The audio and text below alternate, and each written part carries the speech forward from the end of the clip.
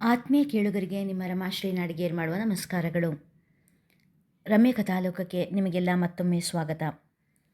ನೀವೀಗ ಮಾಂಗಲ್ಯ ಬಂಧನ ಧಾರಾವಾಹಿಯ 38ನೇ ಅಧ್ಯಾಯವನ್ನು ಕೇಳ್ತಾ ಇದ್ದೀರಾ. ಪ್ರಿನ್ಸ್, ನನ್ನ ಫೋನ್ ಯಾಕೆ ಪಿಕ್ ಮಾಡ್ತಾ ಇಲ್ಲ ನೀನು?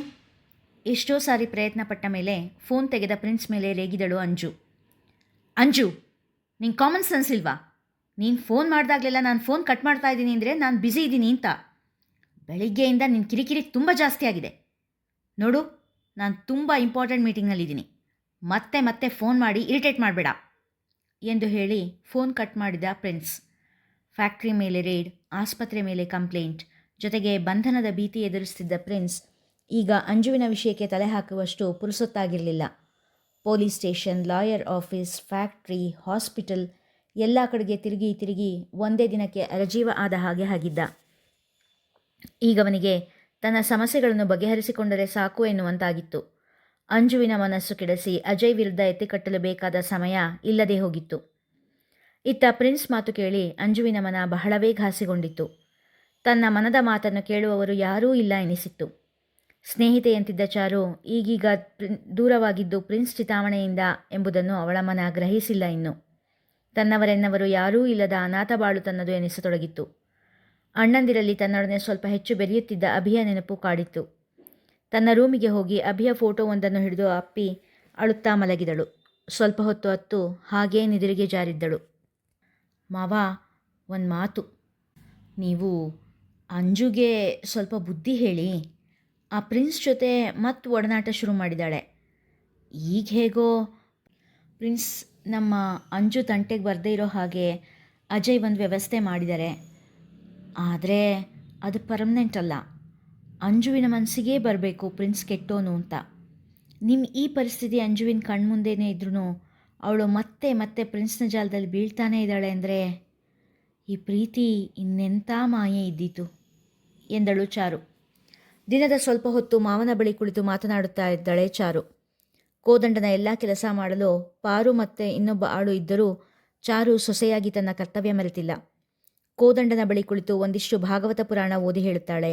ದಿನದ ಸಮಾಚಾರ ಪತ್ರಿಕೆ ಕೂಡ ಓದಿ ಹೇಳುತ್ತಾಳೆ. ಅವಳ ಪ್ರಯತ್ನದ ಫಲವಾಗಿ ಕೋದಂಡ ಸ್ವಲ್ಪ ಸ್ವಲ್ಪ ಚೇತರಿಕೆ ಕಾಣುತ್ತಿದ್ದಾನೆ. ಆದರದಿಂದ ಕಾಣುವ ಸೊಸೆಯ ಬಗ್ಗೆ ಅಪಾರವಾದ ಮಮತೆ ಇದೆ ಕೋದಂಡನ ಮನದಲ್ಲಿ. ಸುಖವಾಗಿ ಬಾಳೆಂದು ಮನದುಂಬಿ ಆಶೀರ್ವಾದ ಮಾಡುತ್ತಾನೆ ಸದಾ. ನಾನು ಹೇಳ್ತೀನಿ ಎಂದು ಹೇಳುವಷ್ಟರಲ್ಲಿ ಮೇಲಿಸರು ಬಂದಿತ್ತು ಕೋದಂಡನಿಗೆ.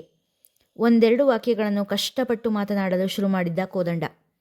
ಆಗಲಿ ಮಾವ, ಹಾಗಂತ ಅರ್ಜೆಂಟೇನಿಲ್ಲ, ನಿಧಾನವಾಗೇ ಮಾತಾಡಿ ಎಂದವಳು. ಸರಿ, ಒಂಚೂರು ಕೆಲಸ ಇದೆ, ಮುಗಿಸ್ಬರ್ತೀನಿ. ನಿಮಗೆ ಟಿ ವಿ ಹಾಕಿ ಹೋಗ್ಲಾ ಎನ್ನುತ್ತಾ ಟಿ ವಿ ಆನ್ ಮಾಡಿ ರಿಮೋಟ್ ಅವನ ಕೈಗೆ ಸಿಗುವಂತೆ ಇಟ್ಟು ಹೊರಟಳು. ಚಾ ರೂ ಮಾವ ಕರೆದದ್ದು ಕೇಳಿ ಹಿಂದೆ ತಿರುಗಿ ನೋಡಿದಳು. ಮುಕ್ತ ಸುದ್ದಿ ಏನು ಎಂದಾಗ ಚಾರು ಅಡ್ಡಡ್ಡ ತಲೆ ಆಡಿಸಿ, ಅವರ ವಿಷಯ ಅಜಯ್ ನನ್ನ ಹತ್ರ ಏನೂ ಹೇಳೋದಿಲ್ಲ ಮಾವ ಎಂದು ಹೇಳಿ ಅಲ್ಲಿಂದ ಹೊರ ನಡೆದಳು. ಏನು ಅಂದರೆ ಒಂದು ಮಾತು. ಆರಾಮ್ ಕುರ್ಚಿಯಲ್ಲಿ ಕೂತು ಸೂರನ್ನೇ ನಿಟ್ಟಿಸ್ತಿದ್ದ ಕುಳಿತಿದ್ದ ಘನಪಾಠಿಗಳ ಬಳಿ ಹಿಂಜರಿಕೆಯಿಂದಲೇ ನೋಡಿದರು ಯಶೋದಮ್ಮ. ಹಾಂ ಹೇಳು. ಘನಪಾಠಿಗಳ ಮಾತಲ್ಲಿ ಸತ್ವವೇ ಇಲ್ಲ. ಯಾಕೆ ನಿಮ್ಮ ದನಿ ಒಂಥರ ಇದೆ? ಯಾಕೋ ಬೇಜಾರಲ್ಲಿರೋ ಹಾಗಿದ್ದೀರಾ? ಅಷ್ಟು ವರ್ಷದ ದಾಂಪತ್ಯದಲ್ಲಿ ಪತಿಯ ಉಸಿರಿನಲ್ಲಿ ಏರುಪೇರಾದರೂ ತಿಳಿಯುವಷ್ಟು ಅನ್ಯೋನ್ಯತೆ ಇಬ್ಬರಲ್ಲೂ. ಏನಿಲ್ಲ, ಈಗಲೂ ದನಿಯಲ್ಲಿ ಉದಾಸೀನವೇ. ತಮ್ಮ ಸಿಂಧೂರ ದೊಡೆಯನ ಮೊಗದಲ್ಲಿ ದನಿಯಲ್ಲಿ ಕಂಡ ಬೇಸರ ಯಶೋಧ ಅವರಿಗೂ ಚಿಂತೆ ಹಚ್ಚಿತು. ತಾವು ಹೇಳಬೇಕು ಎಂದಿದ್ದ ಮಾತನ್ನು ಮರೆತು ಪತಿಯ ಸನಿಹ ಬಂದು ಆರಾಮ್ ಕುರ್ಚಿಯ ಕಾಲ ಬಳಿ ಕುಳಿತರು. ನಿಮ್ಮ ಚಿಂತೆ ಏನು ಅಂತ ನನ್ನ ಹತ್ರನೂ ಹೇಳಬಾರ್ದೇ?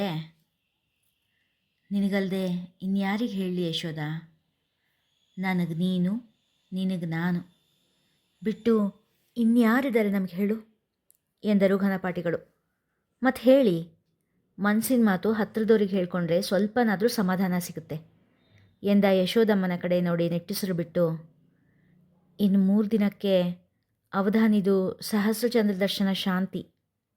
ಮಕ್ಕಳು ಮೊಮ್ಮಕ್ಕಳು ಎಲ್ಲ ಬಂದು ಸೇರಿದ್ದಾರೆ. ತುಂಬು ಕುಟುಂಬ. ನನಗೂ ಅವಧಾನಿಗೂ 6 ತಿಂಗಳ ವ್ಯತ್ಯಾಸ. ನನಗೂ 80 ತುಂಬುತ್ತೆ. ಆದರೆ ನನಗೆ ಮಕ್ಕಳು ಮೊಮ್ಮಕ್ಕಳ ಜೊತೆ ಇರೋ ಭಾಗ್ಯ ಮಾತ್ರ ಇಲ್ಲ ಎಂದವರು ತಕ್ಷಣವೇ ಏನೋ ನೆನಪಾದಂತೆ ಜಾನಕಿಯಲ್ಲಿ ಎಂದು ಕೇಳಿದರು. ಈ ಹೊತ್ತಲ್ಲಿ ಅವಳಿನ್ನೆಲ್ಲಿರ್ತಾಳೆ? ಹಿತ್ತಲಲ್ಲಿ ಗಿಡ ಮರ ಅಂದ್ಕೊಂಡಿರ್ತಾಳೆ ಎಂದರು ಯಶೋದಮ್ಮ. ಘನಪಾಟಿಗಳು ಸಣ್ಣ ನಿಟ್ಟುಸಿರು ಬಿಟ್ಟರು.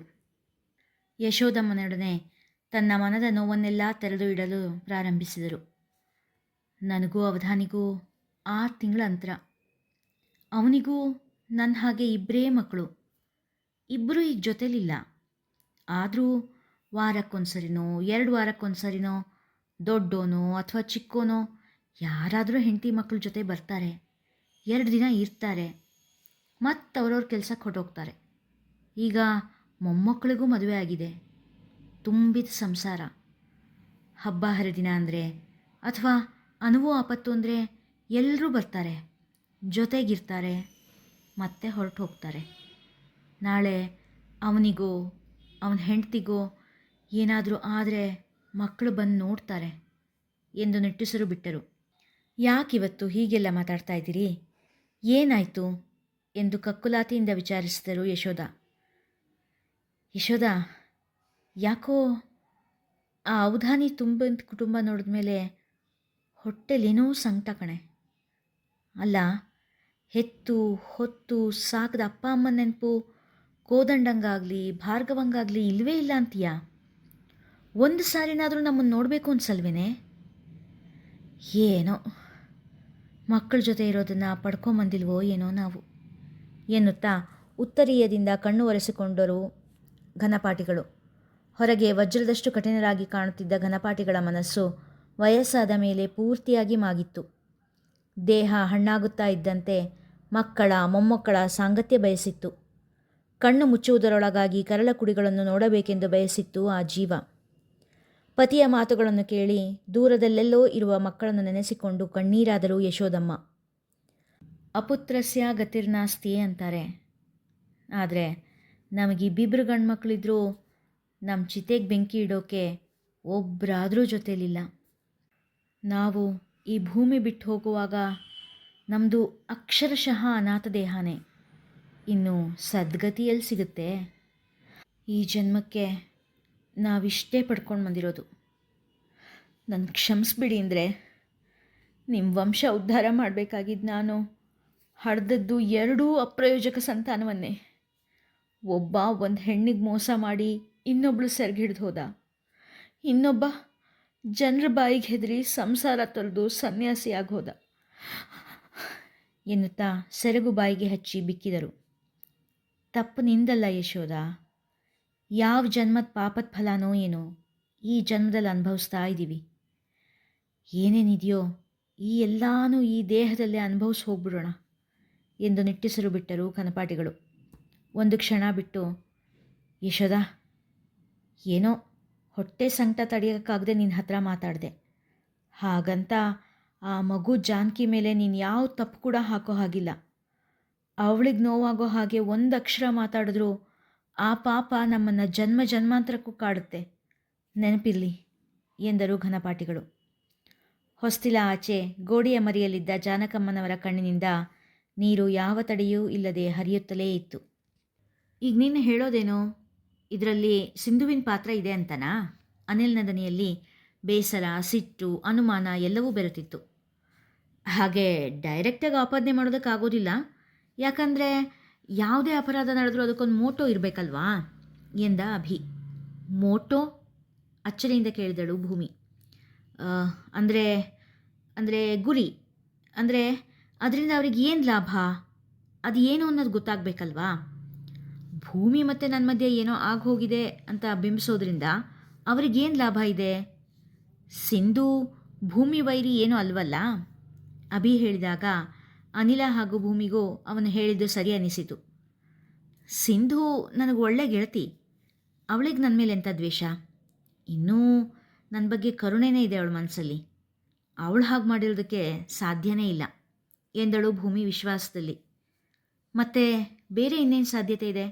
ನೀವೇ ಹೇಳಿ ನೋಡೋಣ ತೊಂದರೆ ಆಗಿರೋದು ನಮ್ಮಿಬ್ಬರಿಗೆ, ಇದ್ದೋರು 3 ಜನ ಎಂದು ಹೇಳಿ ಮಾತನ್ನು ನಿಲ್ಲಿಸಿದನು ಅಭಿ ಹೇಳಿದ ಮಾತು ನಿಜ ಅನ್ನಿಸಿದರೂ ಭೂಮಿ ಹಾಗೂ ಅನಿಲ್ನಿಗೆ ಒಪ್ಪಿಕೊಳ್ಳುವುದಕ್ಕೆ ಮನಸ್ಸೇ ಇಲ್ಲದಾಗಿತ್ತು. ಲಾಜಿಕಲಿ ನೀನು ಹೇಳೋದು ನಿಜ ಅನ್ನಿಸ್ತಿದೆ ಆದರೆ ಒಪ್ಕೊಳ್ಳೋದು ತುಂಬ ಕಷ್ಟ ಆಗ್ತಿದೆ.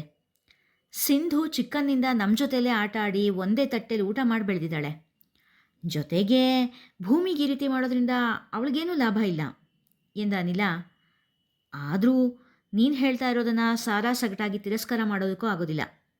ಖಂಡಿತ ಇನ್ಮುಂದೆ ಸಿಂಧು ಮೇಲೆ ಒಂದು ಕಣ್ಣಿಟ್ಟಿರ್ತೀನಿ ಎಂದು ಹೇಳಿದ. ಅನಿಲನಿಗೆ ಹೃದಯದ ಮೂಲೆಯಲ್ಲಿ ಸಣ್ಣಗೆ ಚಳಕು ಮೂಡಿದಂತಾಗಿತ್ತು. ಅವನ ಬಾಡಿದ ಮುಖ ನೋಡಿ ಭೂಮಿಗೂ ಅಯ್ಯೋ ಎನಿಸಿತ್ತು. ಅಭಿಯ ಮಾತುಗಳನ್ನು ಕೇಳಿದವಳಿಗೆ ಸಿಂಧುವಿನ ಮೇಲೆ ಅನುಮಾನ ಆರಂಭವಾಗಿತ್ತು. ಆದರೆ ಅದು ಸುಳ್ಳಾಗಿರಲಿ ಎಂದೇ ಮನ ದೇವರನ್ನು ಬೇಡುತ್ತಿತ್ತು. ಇಲ್ಲಿಗೆ ಇಂದಿನ ಸಂಚಿಕೆ ಮುಗಿಯಿತು. ಮುಂದಿನ ಕಥೆ ಮುಂದಿನ ಸಂಚಿಕೆಯಲ್ಲಿ. ಕಥೆ ಇಷ್ಟವಾಗಿದ್ದರೆ ಹೆಚ್ಚು ಹೆಚ್ಚು ಜನರಿಗೆ ಶೇರ್ ಮಾಡಿ, ಕಥೆಯನ್ನು ಲೈಕ್ ಮಾಡಿ, ಕಾಮೆಂಟ್ ಸೆಕ್ಷನ್ನಲ್ಲಿ ನಿಮ್ಮ ಅಭಿಪ್ರಾಯ ತಿಳಿಸಿ ಪ್ರೋತ್ಸಾಹಿಸಿ. ಧನ್ಯವಾದಗಳು.